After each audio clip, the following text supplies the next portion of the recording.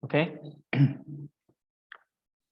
Kita review sedikit ya tentang substantival clause itu atau tentang klausa kata benda itu.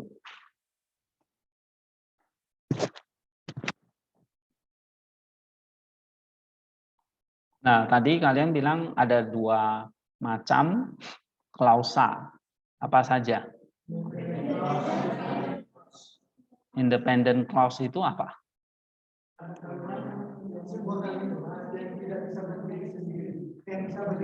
Iya, ini namanya induk kalimat lah, atau kalimat induknya, independent clauses. Ya. Nah, yang kedua, dependent clause. Ini artinya apa? Klausa yang bergantung pada independent clause-nya. Makanya disebut dependent. Nah, ini atau anak kalimat. Jadi ada induk kalimat, anak kalimat, ya. Nah, lalu kalau dependent clause ini disebut anak kalimat, maka ketergantungannya ini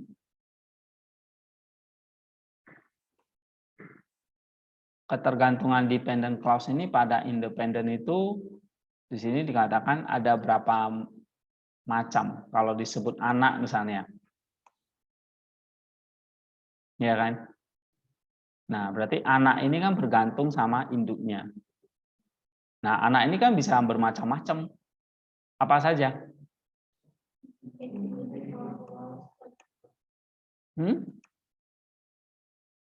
Bisa ini ya, selalu ada 3 itu. Substantival, adjectival, adverbial. Oke, 3 macam itu. Nah, independent clause, sekarang kita kembali ke ini. Independent clause ini bisa diikuti oleh coordinating conjunction. Ya, nanti di pelajaran akhir kita pelajari khusus conjunction ini. Ini sangat penting sekali. Ya, setelah klausa. Nah, tapi tolong kayak begini kalian tuh udah harus tahu. Jangan kalau ditanya bingung. Ya. Nah, independent clause ini biasanya ditentukan ada logical function dari coordinating conjunction. Nah, coordinating conjunction itu misalnya dan, kai, atau the. Ya kan? Itu bersifat konektif, menggabungkan atau menghubungkan. Kontras misalnya ala, the, plan. Ini nanti banyak contoh nih. Jadi kalau kalian ketemu kata ala, the, plan, ini bisa dia menghubungkan dua independent clause. Misalnya paman sedang mencangkul dan ibu sedang memasak. Nah, kan gitu. Itu bisa dihubungkan jadi dua clause, satu independent clause tapi dua kalimat ya, atau dua klausa di situ. Lalu bisa korelatif, man, the, bukan hanya tetapi gitu ya. Oke. Explanatory, gar ini, atau inferential, arah, transitional, the, ini nanti kita lihat ya contoh-contohnya ini. Kalau pas kita bahas soal, nah ingat misalnya ini the, oh jangan-jangan di transitional ini, independent clause. Ya, jadi kalau diikuti the, lalu ada kalimat, nah itu seringkali adalah independent clause. Atau K, ya, atau the, ala, gar, itu independent clause. Lalu ada namanya prepositional phrase, itu juga independent clause. Misalnya ada pertanyaan mengapa, ada diati, diatuto, esti, ya, ektuto dan sebagainya. Oke, ini tidak ada formal introduction, ya dia mulai kalimat seperti biasa saja. Nah, sekarang dependent. Dependent tuh tadi saya bilang ada 3 macam. Ya kan? 3 macam. Nah, 3 macam itu substantival, adjectival, dan adverbial. Itu disebut sebagai three syntactical function. Apa? 3 fungsi sintaksnya.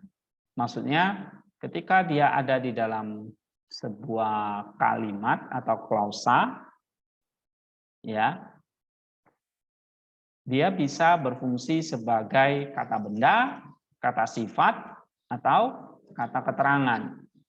Sama kayak infinitive, participle, kasus, cases, ya. Nah, dia bisa fungsi substantival, adjectival, adverbial. Itu jangan lupa. Ini namanya three syntactical function. Nah, kalau udah ngomong syntactical function, nah berarti kalian sudah mesti ingat, ya, misalnya seperti ini. Nah, diagram seperti ini. Nah, ini namanya fungsi-fungsi sintaksnya. Ada subjek, ada predikat. Oke, nah itu nanti ada klausa-klausanya. Ya. Nah, misalnya ini ya. Nah, ini wilayah subjek, ini wilayah predikat. Nah, tapi kamu lihat di sini wilayah predikatnya. Nah, di bawahnya ini ada participle, ya. Lalu berarti ini ada jadi klausa, ya. Lalu kalau ini bisa jadi wilayah kasus ini penjelasannya. Oke. Nah, ini namanya wilayah, kalau ini ya. Kalian harus tahu ini kalau yang di bawah atau functional apa ini? Ini ya. Ini kan ada participle, berarti ini adalah udah masuk klausa. Tapi ini ada wilayah kasus ini. Ini wilayah kasus, cases. Ini wilayah cases. Berarti ini wilayah apa ini? Di bawah klausa berarti ini frasa. Masih ingat kan? Ada kata, word, ada phrase, ada klausa. Ya kan? Nah, kata, frasa, klausa. Kata ini yang kecil. Lalu gabungan beberapa kata jadi frasa. Gabungan beberapa frasa jadi klausa. Nah, gitu. Ya. Nah, sebuah kata, misalnya ini kata kerja nih. Di bawahnya ada frase, ada klausa. Frasenya ini frasenya ini. Ini frasenya. En upo auto dengan ento urano. Ya, ini frasenya ini. Kalian buka aja Markus 1 ayat 5 itu. Terlalu kecil kalau di situ ya. Markus 1 ayat 5. Nah, upo auto ento urane. Yoane. Ya, ini dua adalah frase. Nih, bentuk P ini, frase. Tapi fungsinya sama kayak klausa ini.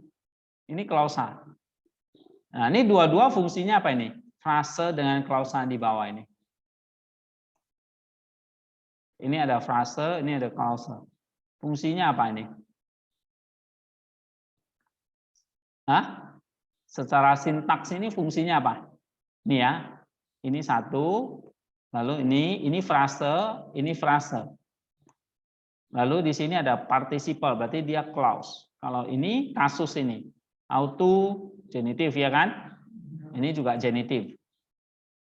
Dua-dua genitif. Ini berarti kasus ini, case. Tapi dia bentuknya prepositional phrase atau frase. Nah, kalau ini klausa. Tapi dua-dua fungsinya sama, yaitu sebagai apa? Sebagai apa? Substantival. Ini dia. Oke. Adverbial, menjelaskan kata kerja. Nah, kalian sudah belajar sejauh gini loh. Ya. Nih. Ini. Nah, ini sama ini fungsinya sama. Sebagai adverbial. Kenapa? Karena ini menjelaskan kata kerja yang di atas. Paham nggak? Nah, kalau ini kan namanya frase, ya kan? Kalau ini kan participle, berarti klausa. Nah, atau disebut independent clause. Kalau ini klausa nggak ini? Ini bukan, ini frasa aja, frasa. Ya kan? Atau disebut frasa kata depan. Frasa preposisi. Nah, kalau frasa kayak gini, ini kasus ini. Ini genitif gitu. Datif ya. Nah. And then misalnya contoh lain.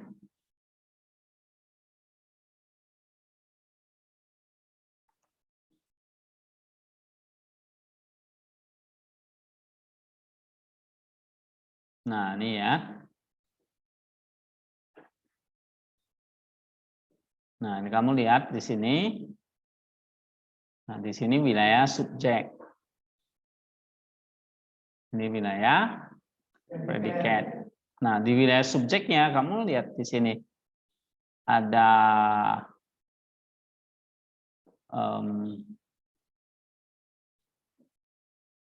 nih, ya. Ini wilayah subjeknya. Nah, terus di bawah ininya ini ada apo, is, hupo. Nah, ini preposisi semua. Apo preposisi, is preposisi. Nah, ini preposisi apa? Menjelaskan L10. Ini baptiste. Hupo Yohano menjelaskan. Nah, ini berarti preposisi ini. Nah, ini di bawah juga sama. Ini juga preposisi. Menjelaskan egene. Ada klausanya enggak? Enggak ada. Ya kan? Nah, klausa itu dibentuk apa saja kalau begitu? Dibentuk oleh infinitif, participle, konjunktif, dan relatif. 4 itu. Ya, secara struktur, 4 basic structure ada 4. Infinitif clause, participle clause, conjunctive clause, dan relative clause. Baik itu yang substantival, adjectival, adverbial itu dibentuk oleh 4 ini, infinitif, participle, conjunctive, dan relatif. Oke. Nah, misalnya kita lihat yang substantif. Ya, 3 syntactical function dari dependent clause itu ada substantif, adjectival, adverbial. Nah, yang pertama substantif.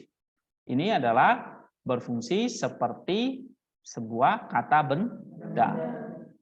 Nah, makanya ada 4. Ada substantival infinitive clause, substantival participial clause, substantival conjunctive clause, substantival relative pronoun clause.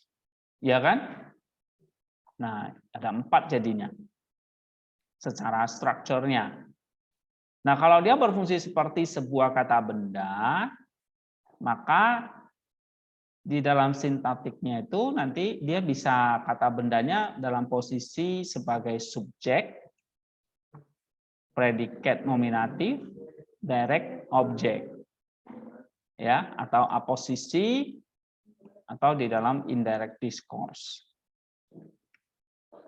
Nah, sekarang kita lihat yang kedua, yaitu adjectival clause. Ya.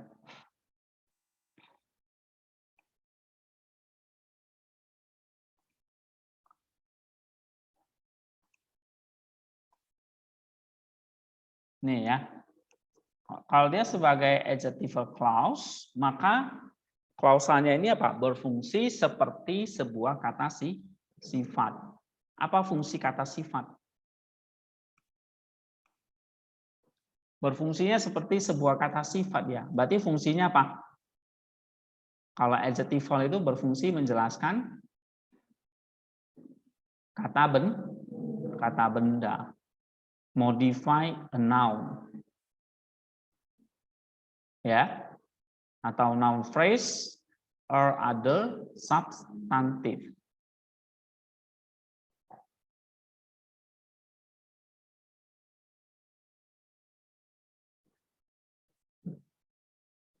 Ini kalau ditanya adjectival clause, apa fungsi adjectival clause?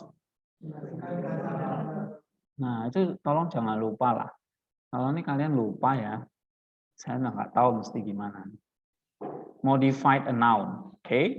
Nah, berarti strukturnya juga ada 4. Infinitive clause atau appexigency clause, participial clause, conjunctive clause, atau dan yang keempat relative pronoun clause. Sama kayak substantif. Ya. Nah, karena kegunaannya adalah untuk menjelaskan kata benda, maka dia bisa describe, explain, atau restrict sebuah kata benda.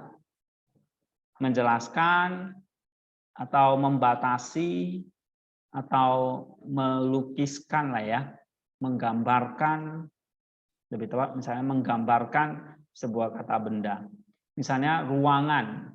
Ruangan, ini kan kata benda. Room. Atau kamar misalnya. Tapi bisa diikuti oleh klausa kata sifat. Kita bisa menggambarkan ruangan itu atau mendescribe room itu. Misalnya ruangan yang sangat besar. Nah, kata sifatnya apa di situ? Besar. Besar. Yang sangat besar. Ya kan? Itu mendeskripsikan ruangan. Atau saya buat lain, ruangan yang sangat dingin dan lembab, nah, misalnya. Kata sifatnya apa? Dingin atau lembab itu. Ya. Kamar yang sangat nyaman, misalnya. Nah, kata nyaman itu adalah kata sifat ruangan yang nyaman. Ya. Atau saya bisa mengatakan explain something ya, misalnya ruangan yang baru saja dicat oleh Bapak. Oke, ruangan, tapi ada klausa yang mengikuti, yaitu yang baru saja dicat oleh Bapak. Nah, yang baru saja dicat oleh Bapak itu adalah klausanya sudah. Klausa kata sifat. Karena klausa itu, anak kalimat itu menjelaskan ruangan itu. Oh, ruangan yang baru saja dicat. Ya. Oke, itu contohnya ya.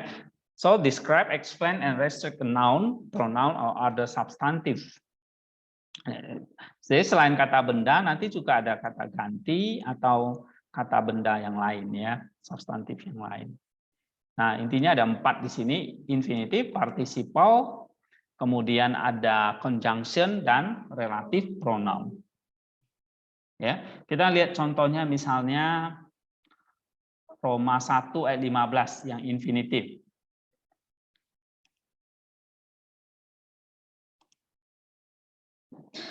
Coba buka Roma 1 ayat 15.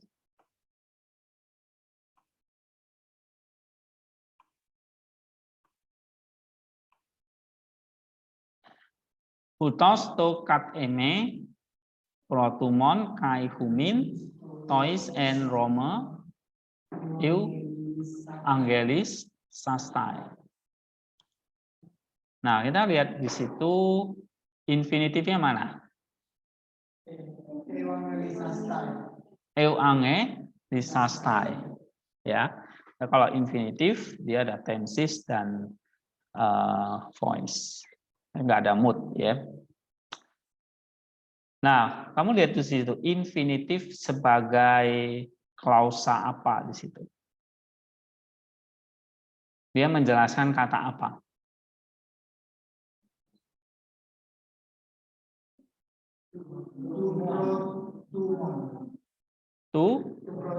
Protumon. Protumon itu kata apa? Adjektif. Kata sifat. Jadi dia bisa menjelaskan kata sifat juga. Tapi kata sifat yang di situ sebetulnya fungsinya secara sintaks sebagai kata benda. Ya, makanya adjektif substantival situ. Nah, karena dia menjelaskan substantif di atas, karena kan tadi gini, bisa menjelaskan kata benda maupun other substantif. Substantif yang lain kan bisa kata sifat.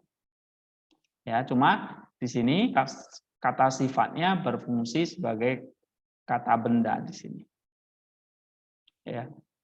Nah, kalau Roma 1 ayat 15 itu kan itulah sebabnya aku ingin memberitakan Injil kepada kamu juga yang diam di Roma.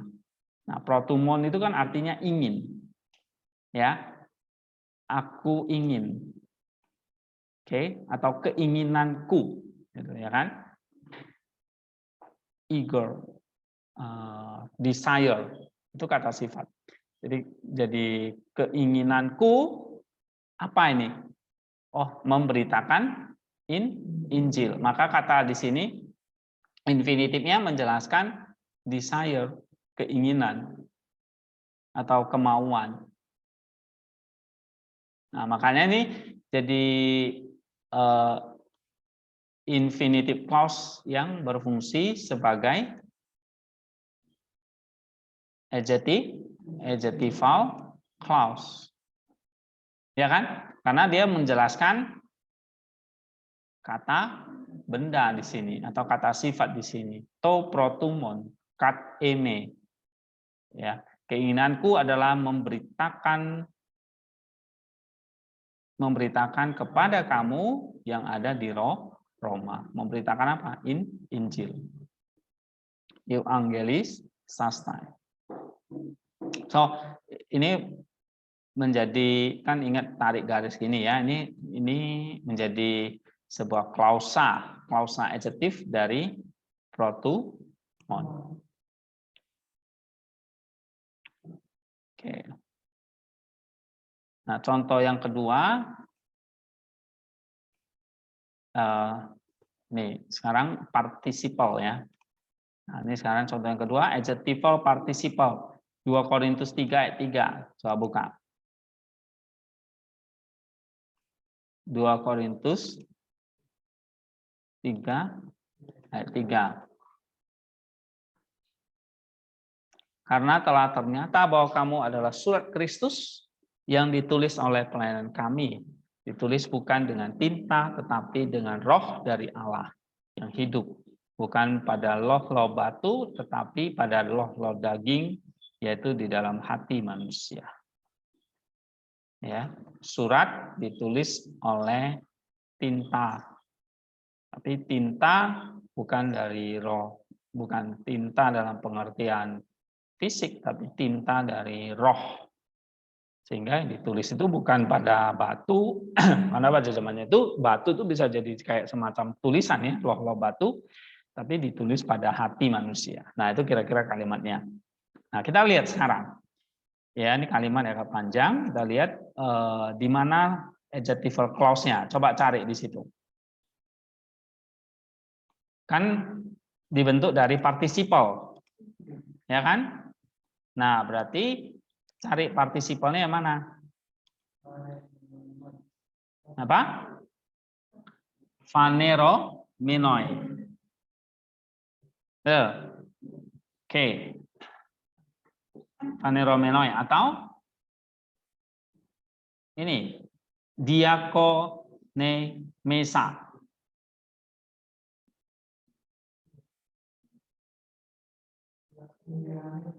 Hah? Kan ada banyak partisiple di situ kan?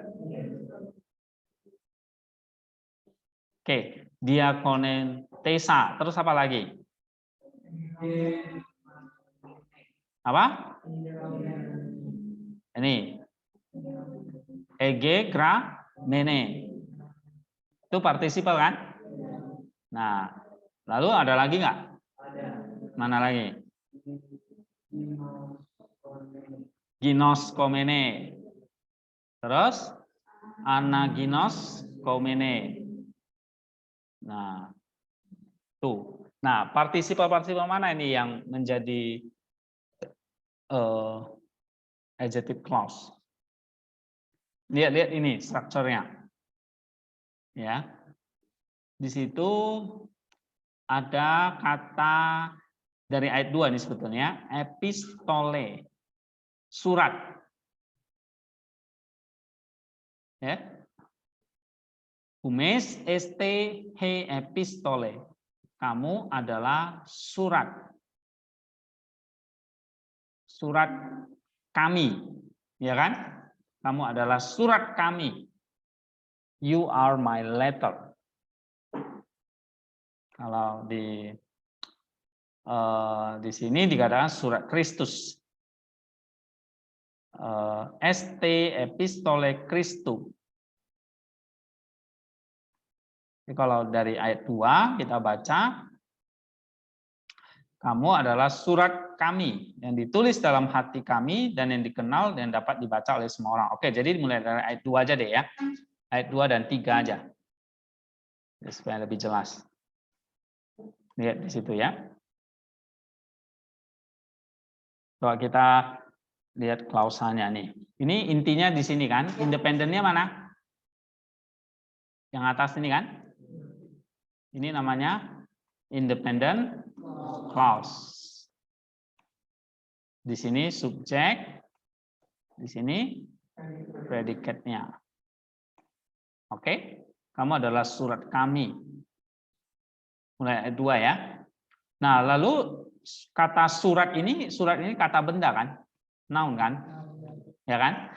Nah, di bawahnya ada egegramene 1, 2, 3, benar kan? Oke, berarti 1, 2, 3, ini apa nih? Participle. Benar? Participle apa ini? Ini berarti sudah klausa ya kan? Atau dependent clause. Tapi dependent clause sebagai apa? Adjectival, substantival, atau adverbial? Adjectival. Kenapa adjectival? Karena dia menjelaskan noun ini, kata benda. Gitu aja lihatnya, nggak usah bingung. Ya kan? Kan ada 3, adjectival, substantival, dan adverbial. Adverbial menjelaskan kata adverbial, kata kerja. Kalian lupa-lupa. Adjectival menjelaskan kata sebagai kata sifat menjelaskan kata benda. Substantival berfungsi seperti kata benda. Kalau adverbial menjelaskan kata kerja. Iya, lupa lagi. Mampus kita. Gawat nih. Loh, 3 itu loh. Adjectival, substantival, adverbial. Aduh. Adverbial, misalnya nih adverbial menjelaskan kata, aduh ampun kalian. Substantival, adjectival, aduh itu jangan dilupa, makanya diulang terus. Kalian itu udah mudah-mudah udah pelupa nih. Makan aja ya nggak lupa kalian. Nah kalau ini kata sifatnya nih. Benar nggak? Kenapa kok berfungsi sebagai kata sifat ini? Karena menjelaskan kata bendanya apa? Epistole. Maka ini adalah dependent clause sebagai adjectival clause, ya kan? Adjectival clause yang ini.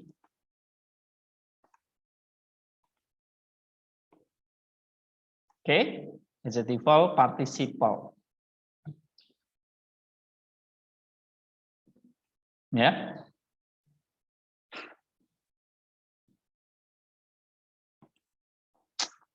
Ayolah nih kalian kayak gini. Nggak diulangi soalnya. Nggak diulangin, ditanya masih bingung. Apalagi nggak diulangi.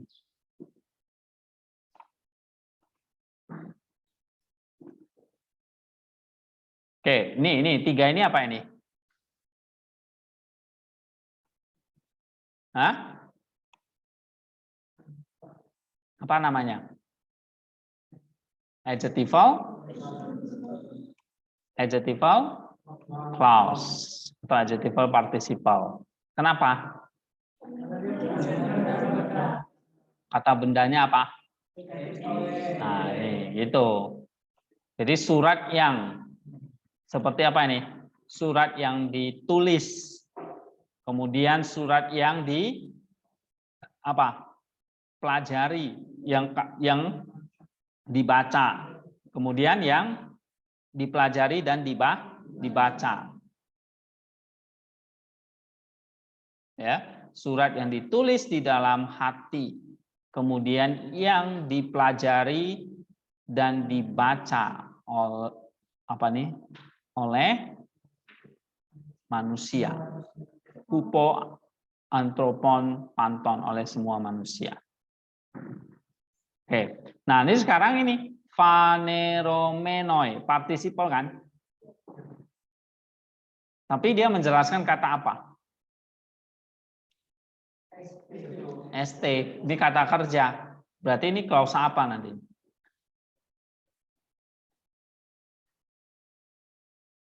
Menjelaskan kata kerja apa? Aduh, adverbial, langsung luar kepala. Ya.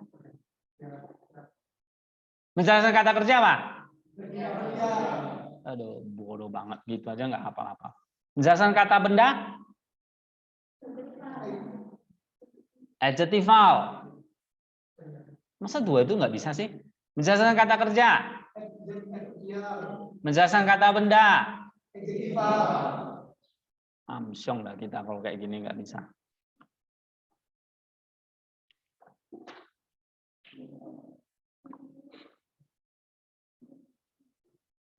Kalau berfungsi sebagai kata benda, nah, jadi ini apa? Kenapa? Karena dia menjelaskan kata kerjanya mana? ST. Ya. Kalian tuh harus dimaki-maki dulu, harus cengsin. Hah? Oh enggak, bodohnya setengah mati. Oke, yang ini sekarang diakonetesa. Partisipal kan? Nah, ini kamu lihat aja nih partisipal apa ini? Adjectival. Kenapa? Nah, epistole, surat Kristus. Ya, nah kita mulai masuk ayat ketiga nih. Kamu adalah surat Kristus. Tadi pertama surat pujian kami, suratnya Paulus. Lalu Paulus jelasin lagi, ya suratnya Paulus itu maksudnya apa? Oh, surat Kristus. Oke, surat Kristus itu apa? Nah, Paulus jelasin surat yang ini diakonetesa. Artinya apa? Surat Kristus yang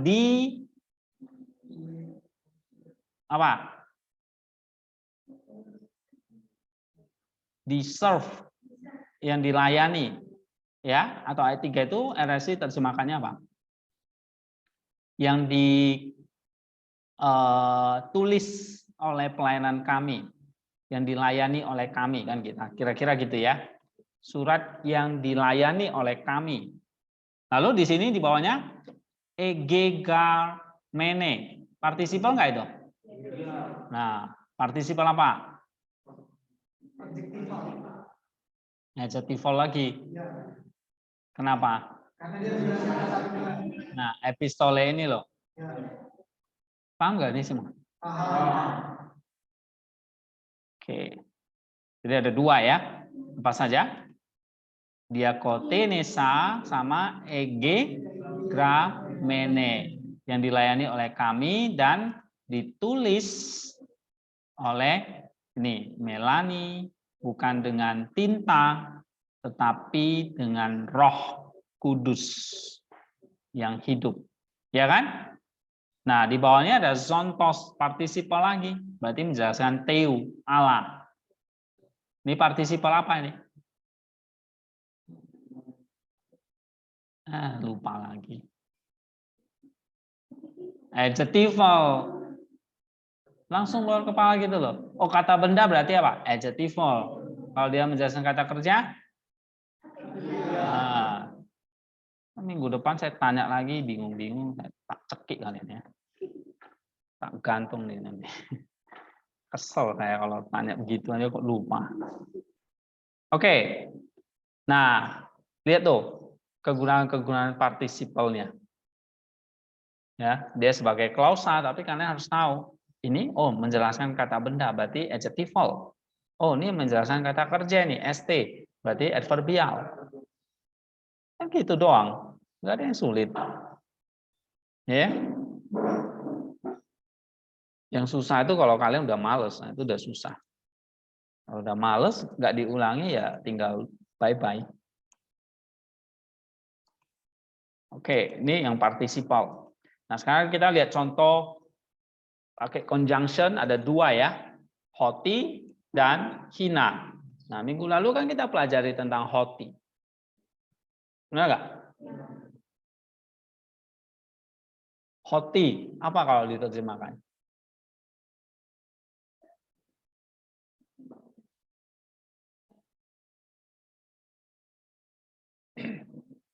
Hoti diikuti indikatif.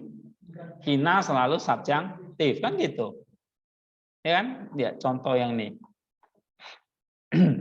Posisi. Ya kan? Nah, lalu ada direct object. Benar nggak? Hina di predikat nominatif. Lalu sebagai subjek juga bisa. Hoti, hina. Jadi kalau dia substantival clause. Nah, kalau adjective clause kita lihat contohnya, misalnya Lukas 8:25.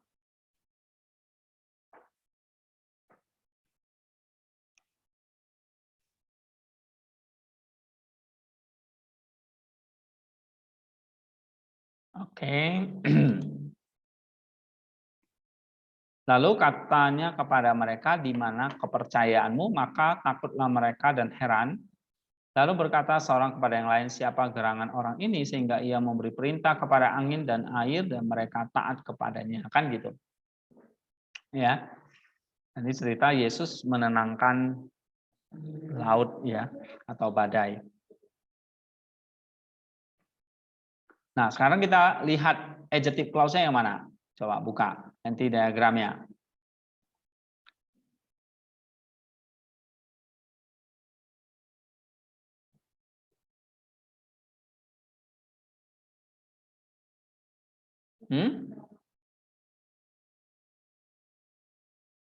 Di mana adjective clause-nya?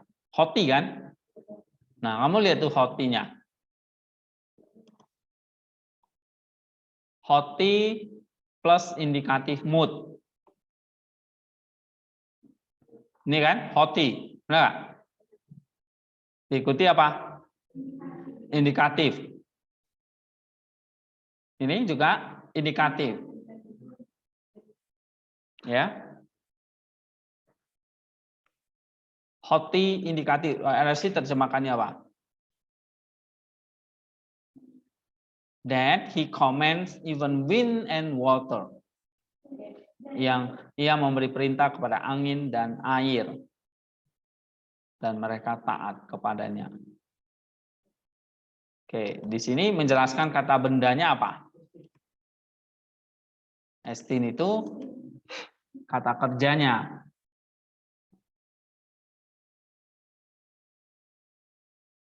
Oke, coba sebentar. Siapa dia? Dianya itu kata bendanya ya. Dia adalah orang yang memberi perintah kepada angin dan air. Ya. Nah, kalau kita lihat di sini di Bible box-nya hutos ya. Ini harusnya di bawah hutos di sini ya. Tapi dia menjelaskan estin di sini. Nah, hoti kalau dia menjelaskan hutos ini menjadi adjective clause. Ini agak beda versinya dengan Daniel Wallace ya. Nah, contoh lain hina. Coba buka Yohanes 2 ayat 25. Yohanes 2 ayat 25. Dan karena tidak perlu seorang pun memberi kesaksian kepadanya tentang manusia, sebab ia tahu apa yang ada di dalam hati manusia. Di situ ada kata hoti, benar? Nah, coba kita cek diagramnya. Hoti ini ya, hoti eken krean u hinatis martu reperi antu antropo. Nah, hoti di sini episteusen ya. Ini agak beda juga ya. Ini menjelaskan kata kerjanya ya. Oke. Nah, wow, ini beda penafsiran aja. Kalau kita baca harusnya apa ini? Dan karena tidak perlu seorang and hoti di sini diterjemahkan. Oke, hoti itu ada dua macam. Ya, hoti ini. Satu artinya bahwa. Satu bisa diterjemahkan karena. Ya. Nah, di sini diterjemahkan because. Karena. Ini harus lihat dari ayat 24 ya. Yesus sendiri tidak mempercayai dirinya kepada mereka karena ia mengenal mereka semua dan karena tidak perlu seorang memberi kesaksian kepadanya tentang manusia. Oke.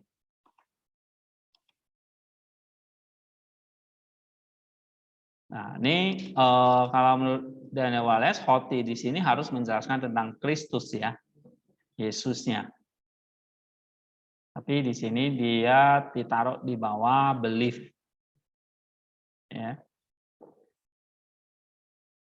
Oke, nggak apa-apa. Tapi kalau dia menjelaskan hotinya tentang Yesusnya, maka dia adjective clause. Ya, tapi saya rasa lebih tepat yang ini ya, hoti ini menjelaskan episteuen ya. Oke. Nah, kita lihat contoh lain. Satu lagi.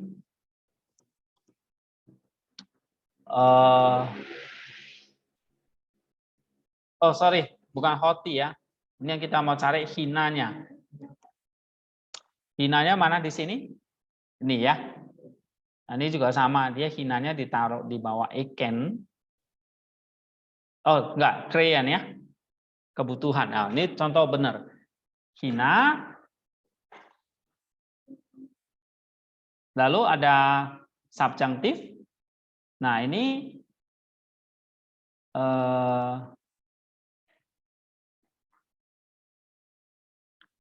subjunctive clause, hina clause menjelaskan kata apa nih? Krean. You see? Ya. Kata benda krean. Krean itu artinya keharusan atau kebutuhan kebutuhan apa yang ini supaya marturete bersaksi. Ya. Nah, ini karena kata benda maka ini adalah adjective clause.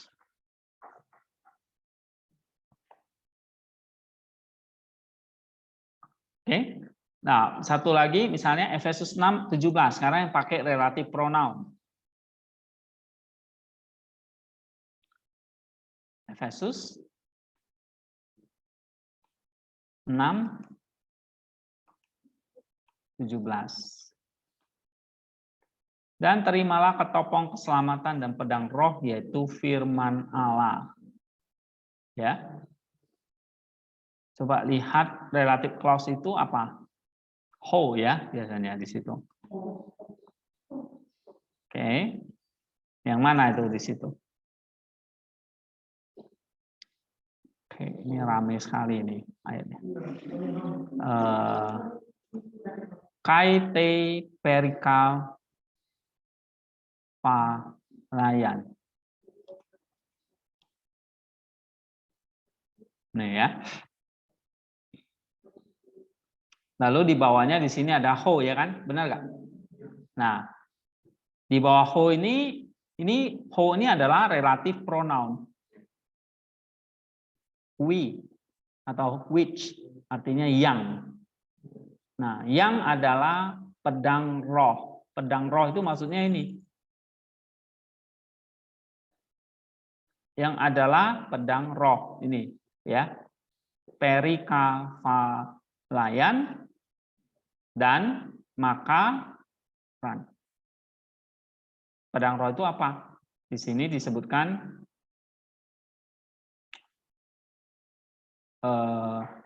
ketopong keselamatan dan pedang roh ya. Nih, pedang roh. Jadi pedang roh dan ketopong keselamatan itu adalah apa? Firman Allah. Nah, yang adalah firman Allah ini namanya apa? Adjective clause atau relative clause. Menjelaskan apa? 1, 2 ini. Ya. Nah, maka dia disebut adjective clause.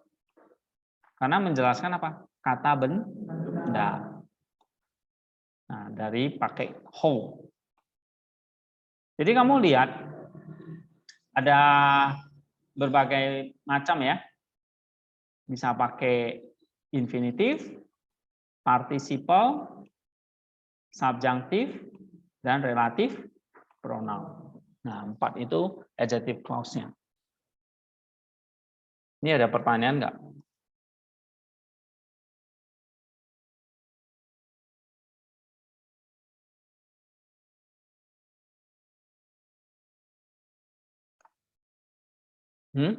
Tentang adjective clause?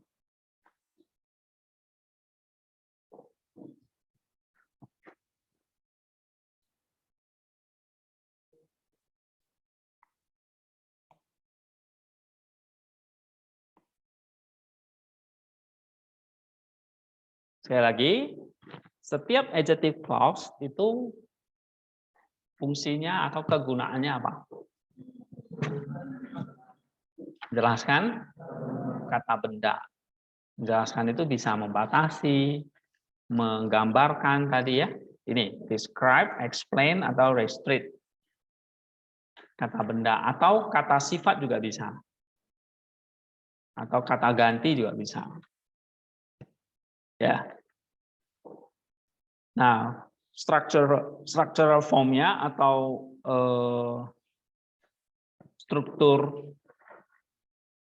strukturnya itu bisa dari infinitif, participle, konjunktif udah hoti dan hina, lalu relative pronoun. Ya. Nah, tugas kita adalah nanti kalau kalian ketemu gini udah bisa menjelaskan.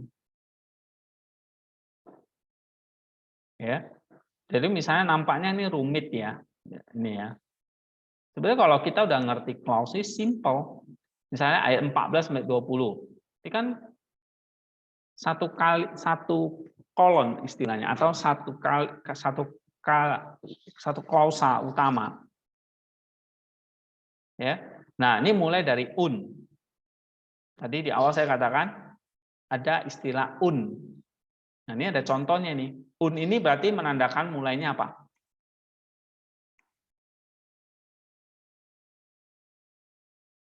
Lupa lagi. Tadi loh, ada kai, ada de, ada ala, man, ada un, ada gar. Itu berarti tanda mulainya independent clause. Mulainya sebuah kalimat induk atau independent clause. Ini.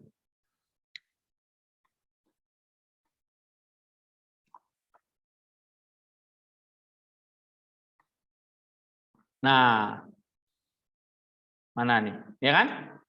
Ini enggak? Jadi kalau ada kata the atau un, nah ini berarti mau mulai apa? Independent clause. Lihat contohnya ini. Un, ya kan? Coba kita lihat independent clause yang lain. Kadang nggak ada ya, kadang ada. Nah ini nggak ada. Nah, terus masuk ke ayat 14, ada ini. Di 12, 13 nggak ada. Langsung masuk ke 14, ada un. Nah, un ini fungsinya apa ini? Transisi. Berarti ada kaitannya dengan ayat sebelumnya. Tapi ini sudah kalimat yang baru, independent clause. Paham nggak? Nih, un. Ya kan? Nah, berarti ini harus nggak bisa lepas dengan ayat sebelumnya ini. Ini kan nggak ada transisinya, nggak ada de, nggak ada kai juga kan? Tuh, ini juga nggak ada kan? Tuh, nggak ada transisinya, nggak ada de, nggak ada kai, ini nggak ada juga.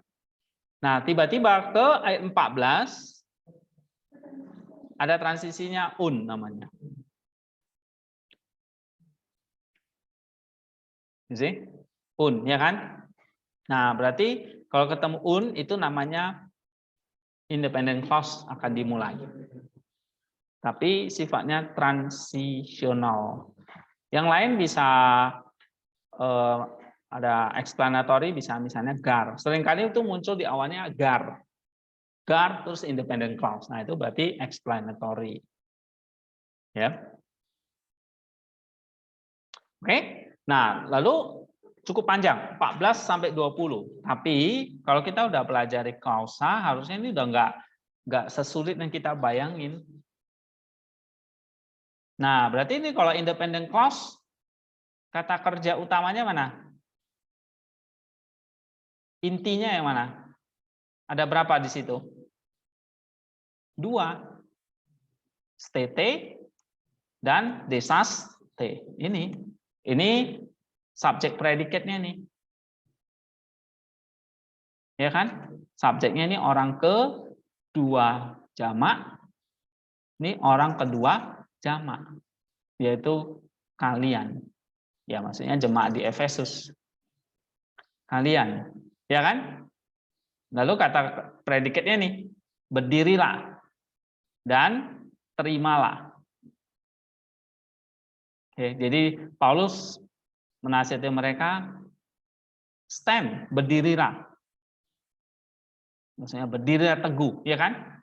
Lalu di bawahnya terimalah. Nah, ini 2 kalimat intinya nih. Tapi ada kai nggak di sini? Ada kan? Nah, kai di sini berarti apa? Penghubung. Yang ini berarti connective kai. Berarti ada 2 independent clause. 1 ini 1, 2 ada kai-nya jadi penghubung. Lalu ada un ini jadi transisi. Nah, jadi kalau saya tanya berapa independent clause-nya? 2. Ditandai ada kai di sini. Lalu tiap-tiap independent clause ini, baik yang pertama dan yang kedua, ini rada panjang. punya anak-anak lagi dia. Ya. Nah, misalnya anak yang pertama ini, stete.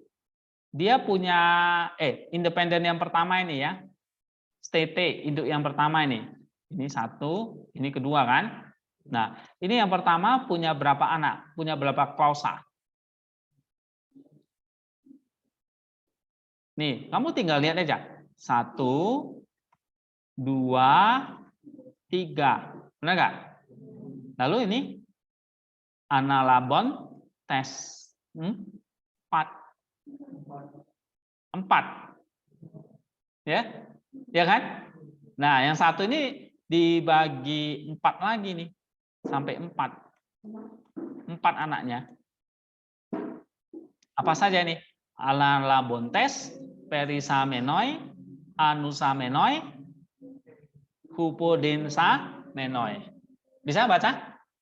Nah, 4-4-nya itu partisipal. Nah, kalau saya tanya, ini partisipalnya klausa kan? Subordinate kan? Atau dependent clause kan?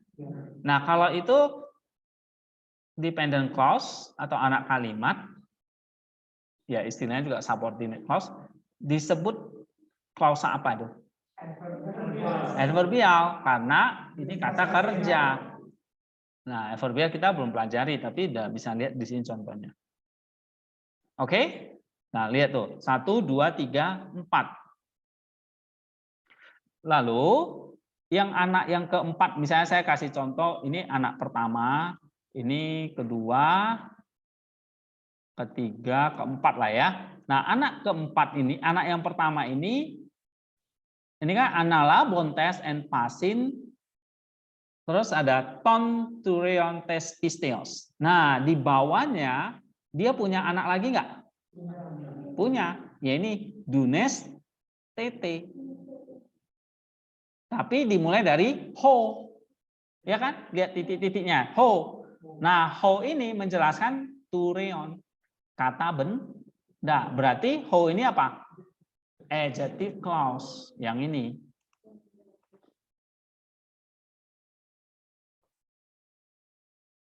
Bisa? Ini adjective clause, relative pronoun, tapi describe a noun. Nounnya apa di situ? To, re, yon. Jadi hati-hati ya dengan titik-titik ini, sama kayak ini ada ho kan? Lalu di sini ada ho lagi kan?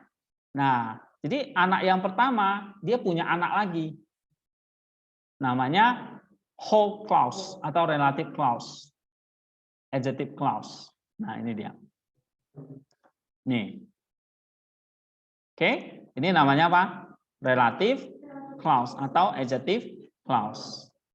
Ya, adjective clause. Ho. Nah, dia jelasin lagi sampai di sini ya kan? Nah, ho tentuneste ini ketemu infinitif sebagai substantival nih. Sebagai direct object dari dunestete. Ya, direct objeknya dunestete tablete, lalu to be powerful, ini infinitif lagi ya.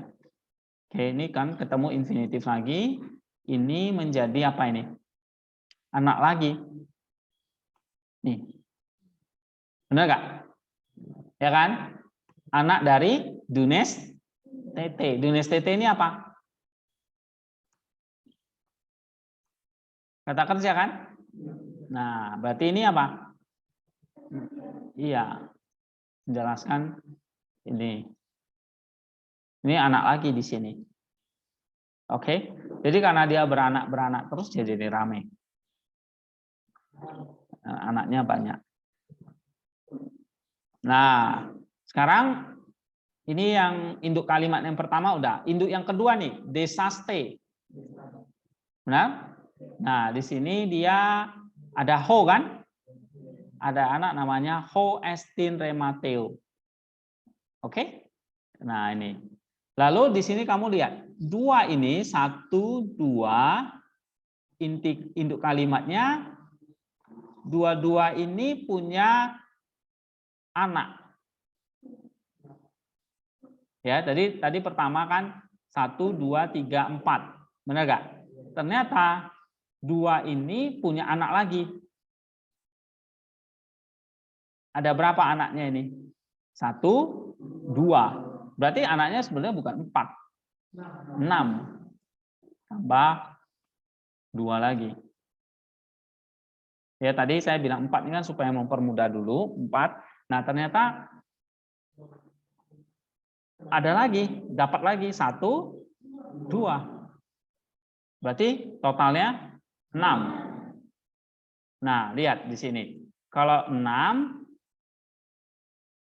ya. Nah, anak yang kelima dan keenam ini,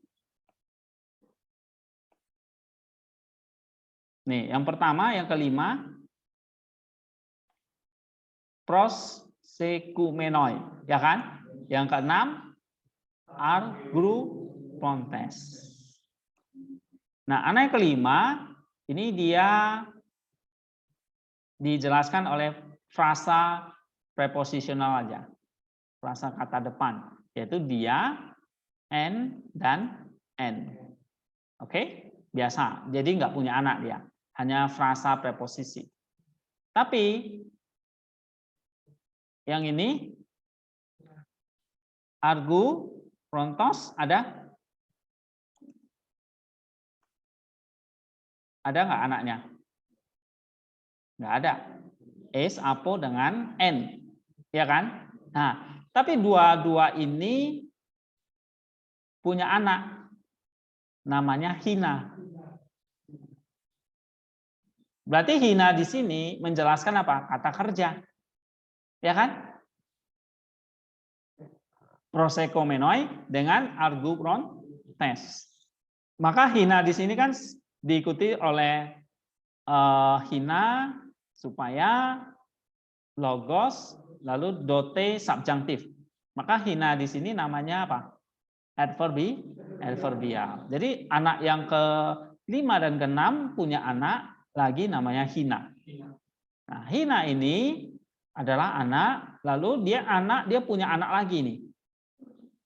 Namanya Hina lagi. Ya kan? Di bawah ini. Hina pare sia somai. Menjelaskan dote. Oke? Nah, terus n anose, n ini lalu ada infinitif. Ya, menjelaskan anose. Nah, ini anak lagi dari anose. Oke, itu.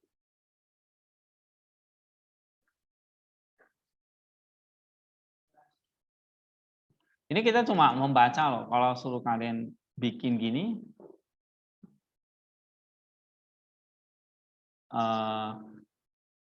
tanpa lihat ini ya, misalnya diagram ini bisa bikin nggak? Kayak lihat secara globalnya ya. Lihat secara globalnya, ini ada 2 induk kalimat, stete dan desaste. Lalu stete ada 4 anak, 1, 2, 3, 4. Desaste punya apa? Desaste ini 1 ya kan? Desaste aja. Kalau stete ada 4, 1, 2, 3, 4. Nih. Ya. 4 ini kan anak dari stete. Sedangkan ini dan ini ada kai lagi kan? Prosekumenoi dan ini adalah 2 anak dari stete dan desaste. Gitu. Ya. Jadi 2 ini menjelaskan 2 yang di atas. Lalu 2 ini dijelaskan oleh Hina. Hina dijelaskan lagi ada di bawah Hina lagi ini. Ya. Nah, jadi menarik kalau kita pelajari ya ayat 14 sampai 20 ini Paulus menjelaskannya terperinci gitu. Makanya agak panjang kalimatnya.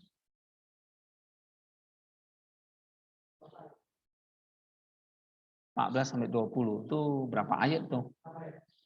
7 ya kan?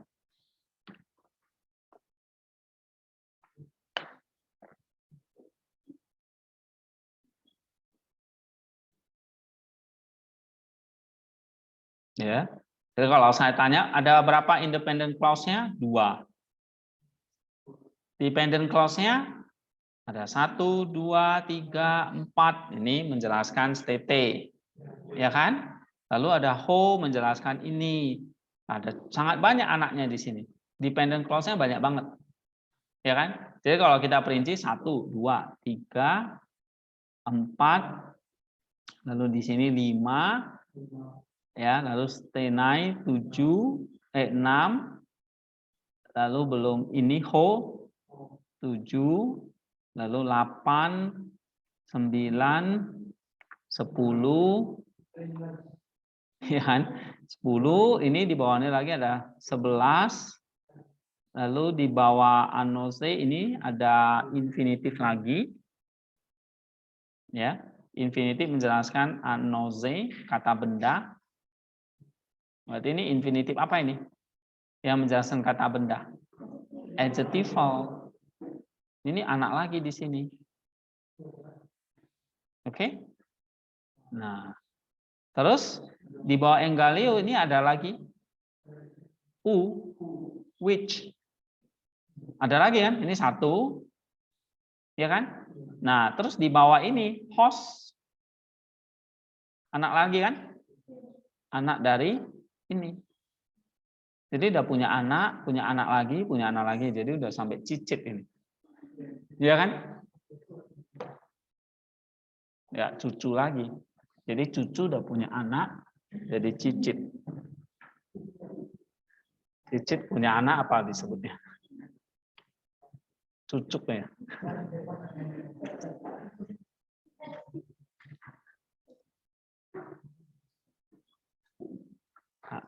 Harus latihan baca ya. Latihan baca struktur seperti ini. Ya, kita sambung lagi cepel dulu.